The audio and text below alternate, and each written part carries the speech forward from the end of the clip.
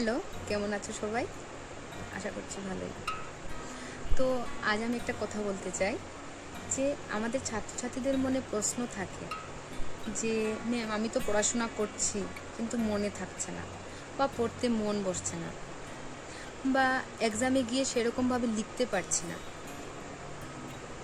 হ্যাঁ, এরকম ঘটনার জন্য অনেক ছাত্রছাত্রীরাই মার্কসটা কমে যায়, সেরকমভাবে স্কোর করতে পারছে না। হ্যাঁ, তার মধ্যে অনেক ছাত্ররা আছে যে তাদের মনোসংযোগ নিয়েই ওরা পড়াশোনা করে, তার জন্য ওদের মার্কসটাও ভালো হচ্ছে। তার মধ্যেও কিছু ছাত্ররা ভালো থাকে কিন্তু ওদের সেরকমভাবে মার্কসটাও হচ্ছে না, সেরকমভাবে মার্কস তুলতে পারছে না। তার পিছনে একটা বিশাল কারণ আছে, সেটাই বলতে চাই। সেটা হলো আমরা নিজেকে সময় দিই না। হ্যাঁ, ঠিক ঠিক বলছি আমি। হ্যাঁ, বলতে পারো যে আমি নিজেকে সময় দিচ্ছি তো ম্যাম। না, সেটাকে নিজেকে সময় দেওয়া বলে না। সেই সময়টা আমরা কি করছি? সেই সময়টা আমরা মোবাইল দেখছি, সেই সময়টা আমরা গল্প করছি, টিভি দেখছি, আরও অনেক কিছু, কিন্তু আমরা নিজেকে সময় দিচ্ছি না। নিজেকে সময় দেওয়া হলো সেই সময়টা স্থিরভাবে থাকা, নিজেকে নিয়েই ভাবা। আমি এক মহাপুরুষের বাণী থেকে বলছি যে আমরা দিনের এই 24টা ঘন্টার মধ্যে 30টা মিনিট সময় আমাদের বের করে নিতে হবে। সেই 30 মিনিটের মধ্যে 10টা মিনিট আমাদের নিজেকে দিতে হবে।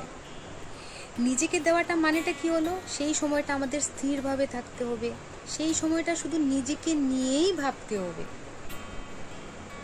হ্যাঁ, প্রথম প্রথম কঠিন লাগবে, ধীরে ধীরে সয়ে যাবে। চেষ্টা করে দেখবে, অনেক ভালো লাগবে। তারপর হলো 10টা মিনিট অপরকে সাহায্য করা। হ্যাঁ, সেটা নিঃস্বার্থভাবে হতে হবে, সেখানে স্বার্থ থাকলে হবে না।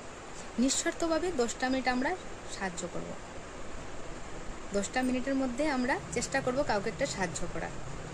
আর 10টা মিনিট যে রইলো সেটা হলো আমাদের একটা ভালো বই পড়তে হবে, যেটার খুবই অভাব এখন। এখন আমরা সাধারণত এই সময়টুকু আমরা মোবাইলেই দিয়ে থাকি, ফেসবুক, ইনস্টাগ্রাম, আরও অনেক কিছু। সেই সময়টুকু না দিয়ে একটা ভালো বই পড়ার আমরা চেষ্টা করব। যেমন আমরা স্বামী বিবেকানন্দের বই পড়তে পারি। স্বামী বিবেকানন্দের আমাদেরকে যা দিয়ে গেছেন এই জীবনে চলার জন্য, এই পথটা চলার জন্য আমাদের সেটা অনেক মূল্যবান। সেই পথ যদি আমরা ধরে রাখতে পারি, সেইভাবে যদি আমরা চলতে পারি, আমরা অনেক কিছুই, অনেক বাধাই অতিক্রম করে নিতে পারবো। তো আমরা চেষ্টা করব ভালোভাবে আমাদের দিনটা কাটানো। তো আমরা প্রথমত এই চেষ্টাটা করে দেখতে পারি যে আমাদের মনোসংযোগ কি বাড়ছে, আমাদের পড়াশোনার প্রতি কি ভালোবাসা বাড়ছে। তো আজকের জন্য এতটুকুই, বাই।